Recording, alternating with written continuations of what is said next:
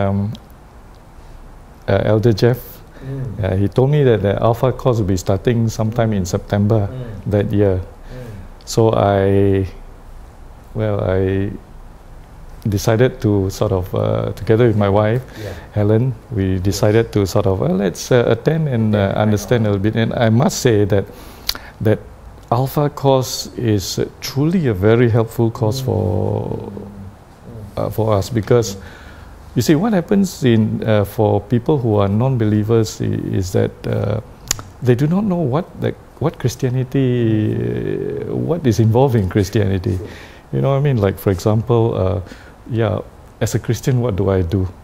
What does it mean coming to church? What do I do in church?